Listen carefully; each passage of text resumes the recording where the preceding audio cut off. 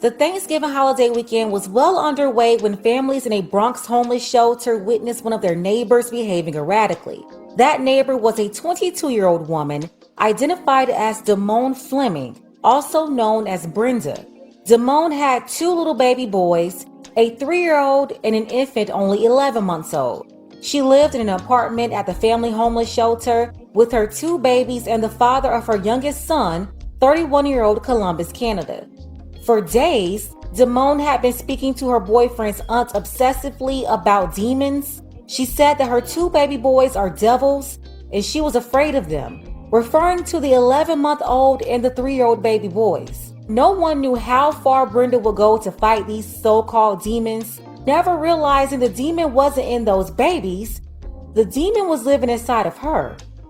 Take a second to make sure that you're subscribed to the channel. Click the notification bell for all updates. If you're watching from the BX, drop Bronx below in the comments.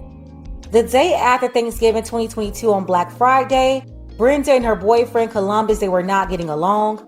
Columbus decided to make space and have a peaceful evening, so he left the apartment that Friday night and slept in the car, with temperatures falling into the low 40s. The next day, Saturday, November 26th, the young mother of two went to Facebook, asking for forgiveness, writing, "It's only one true God, and I repent from all wrongdoings and negative influence, leaving all things that no longer serves me. Thank you for your mercy." Damone called her father, living in Pennsylvania, Dwayne Fleming, to complain about her relationship with Columbus, who supposedly slept in the car that night because he couldn't stay in the apartment with her and couldn't take the bickering. According to Mr. Fleming, Damone said that she felt smothered by her boyfriend and believed that he was the devil because of his tattoos. Damone's father says that his daughter called complaining about her relationship with Columbus. He told reporters, quote, "She couldn't breathe.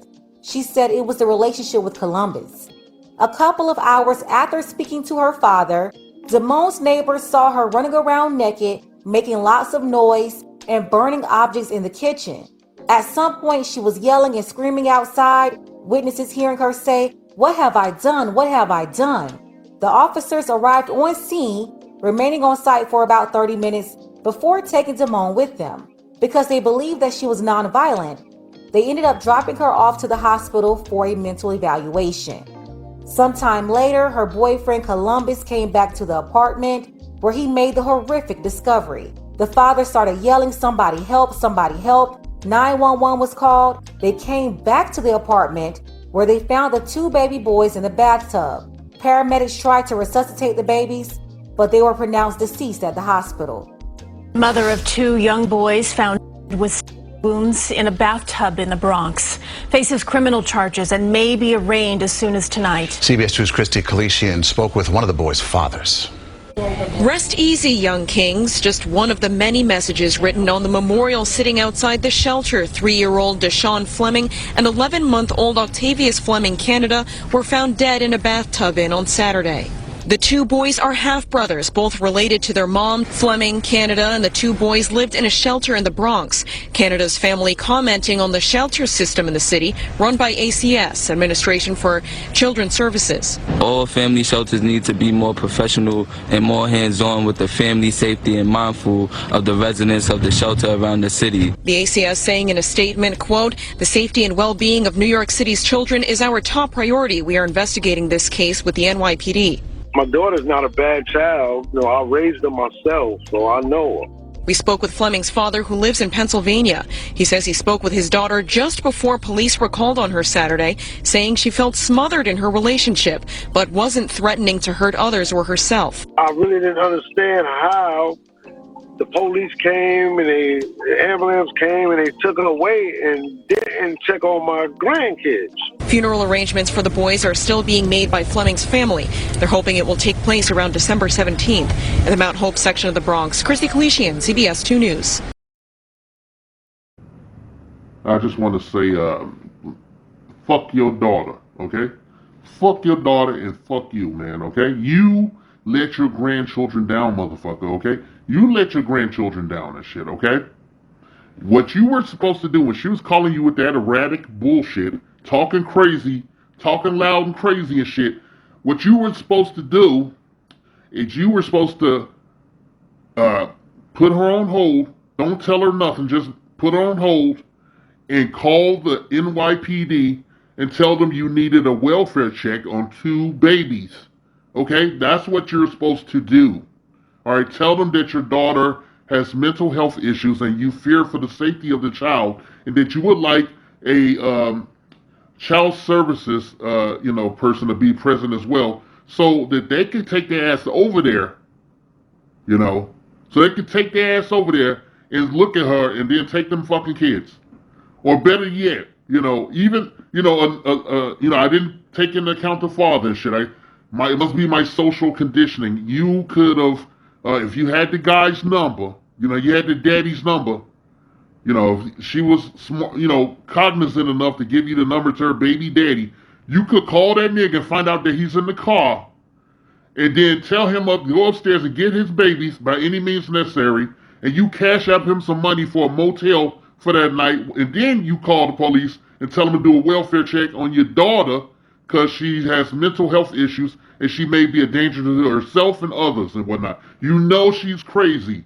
She's crazy, but you covered it up. Niggas like you was why we had these situations in the hood and shit. I don't care if you're foundational or not. I don't care. You got your grandkids killed, motherfucker.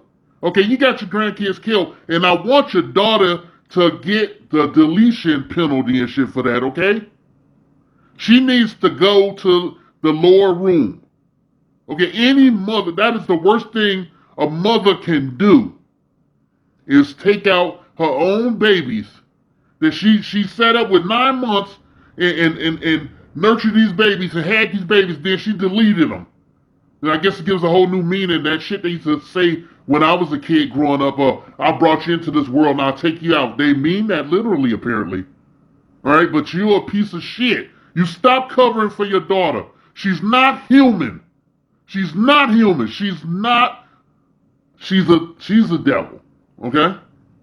And they should deal with her the way they used to deal with them back in the old days and whatnot, okay?